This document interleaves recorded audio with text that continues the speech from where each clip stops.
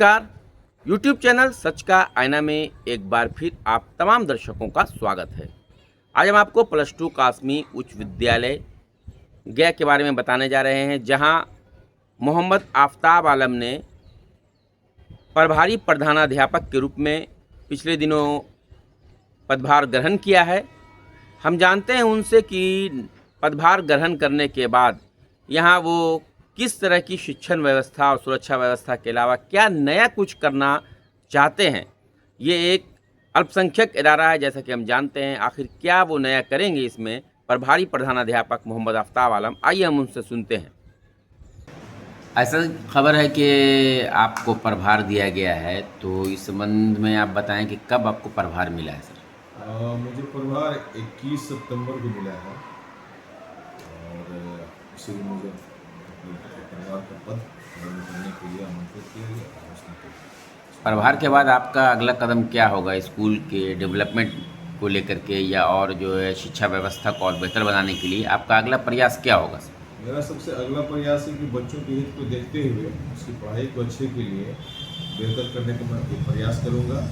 इसके लिए कमेटी से भी मेरी बात हुई है, क्योंकि 5 टीचर ऑलरेडी पहले से यहाँ पर कम है। उसका एडवर्टीजमेंट भी मतलब आपको निकाल दिया गया है।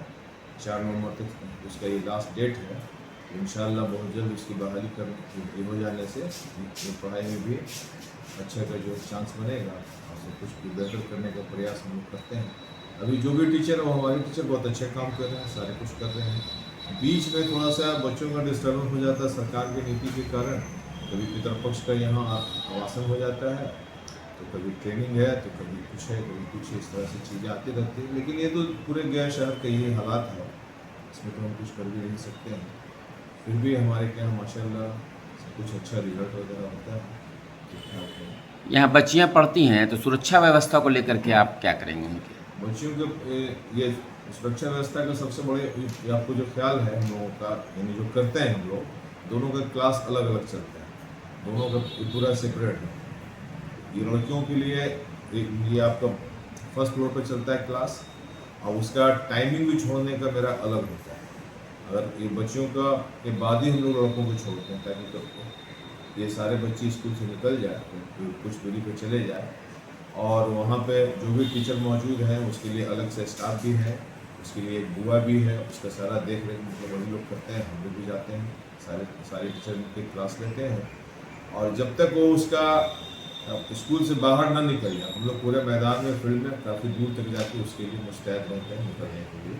और दोनों का ऑफिस वर्क भी अलग अलग ढंग से होता है, इसलिए इस नज़रिए से कहीं अभी तक कोई प्रॉब्लम नहीं है माशाल्लाह। उसमें एक चीज़ हम लोग और इधर ऐड किए हैं, जब से हम ये पद ग्रहण किए हैं तब जो है एक कैमरा का बंदोबस्त करवाए हैं। इंशाल्लाह बहुत जल्द कैमरा जो है आपका लग जाएगा, इसी मंथ के आखिरी हफ्ते तक लग जाएगा।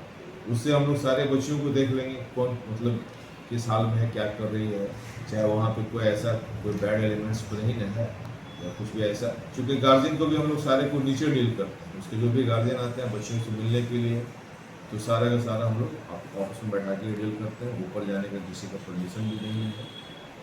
तो अभी स्वच्छता के बारे में जो सरकार का प्लानिंग चल रहा है कि जो स्वच्छता पे सरकार ज़्यादा ध्यान दे रही है, तो उस पर आपका क्या राय है? स्वच्छता के लिए हमारे के यहाँ आपका जो एक 4 परिचारी भी है जिसको पूर्ण हम लोग करते हैं, और एक अलग से सफाई कर्मी भी ये आपको रखा हुआ है हम लोगों का, जो 2 टाइम आकर सुबह और शाम में उसकी पूरी सफाई करती है। हर रोज़ झाड़ू पड़ता है पूरे रूम में, क्लासरूम में, मैदान में, इस तरह की कहीं पे कोई गंदगी ना फैले। अलग से कभी कभी हम लोग लेबर रख करके भी सफाई को एक काम करवाते हैं, इसलिए उसमें भी कोई कहीं से कोई दिक्कत भी नहीं है हम लोगों का अभी तक का, और कुछ दिक्कत इंशाल्लाह होगा भी नहीं। मैट्रिक और इंटर का जो रिज़ल्ट का आपका क्या परसेंटेज रहा इस बार? इस बार मेरे क्या मैट्रिक में आपका 564 बच्चे अपियर हुए थे, जिसमें से उसका लगभग हम लोगों का 94% पास आउट हुआ। ठीक है, इंटर में हमारे यहाँ 300 बच्चे अपियर हुए, उसमें आपका 270 बच्चे पास हुए, मतलब 90% बच्चे वहाँ पर पास हुए। बहुत अच्छा रिजल्ट हुआ। फिर भी इसको हम और भी आगे अच्छा ये करवाने का प्रयास करेंगे। उस तरह से बच्चों को हम लोग हेल्प करेंगे, मदद करेंगे हर तरह से, जितना अच्छा मतलब जा सके 98% 97% तक पहुंचाने का प्रयास करेंगे। इसके लिए हम लोग प्रयासरत हैं।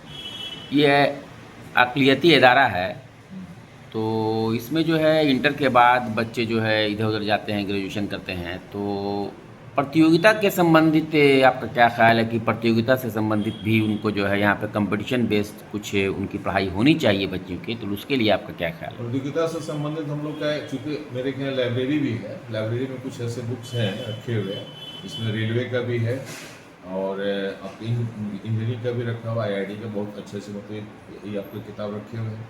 बच्चों को यहाँ पे हम लोग पढ़ने के लिए मोटिवेट भी करते हैं और करके लाइब्रेरी देते हैं, जिसमें रीजनिंग का भी बहुत सारी बुक है। तो उन लोगों को ये तैयारी करने के लिए हम लोग मोटिवेट करते हैं और बाज़ाब्ता लाइब्रेरी में किताब भी उपलब्ध करवाते हैं कि इसको ले जाकर पढ़िए। और ये काम हमारा 9th से स्टार्ट कर देते हैं, क्योंकि 9th से उन लोग को हम लोग बताते हैं कि आप IITI पॉलिटेक्निक हो, चाहे बाद में इंटर के बाद इंजीनियरिंग हो या रेलवे में जाना हो, तो यहाँ पे बहुत सारे आपको बुक्स उपलब्ध है, उसे आप देखें, आइए बैठिए पढ़िए। तो बच्चे लोग बुक लेते भी हैं, उसको पढ़ते भी हैं, बड़ा मोटिवेशन से काम आ रहा है। इसीलिए यहाँ से बहुत सारे बच्चे ऐसे भी निकले हैं पढ़ करके जो अच्छे अभी मतलब जॉब में है, कुछ रेलवे में गया है, कुछ बैंकिंग में गया है, इंजीनियरिंग तो बहुत सारे किए हैं बच्चे, इंजीनियर बने हैं और काम कर रहे हैं। और बहुत पहले का भी छात्र है, मतलब ये मेडिकल का मतलब ये आपको लाइन में है, 2-4 ऐसे नाम हैं जो अच्छे पद पर भी हैं, कई नाम ऐसे भी हैं। ठीक है, थैंक यू। दोस्तों, अगर मेरा वीडियो आपको अच्छा लगे तो मेरे वीडियो को लाइक कर सब्सक्राइब ज़रूर करें और कमेंट्स बॉक्स में अपने राय भी दें। धन्यवाद।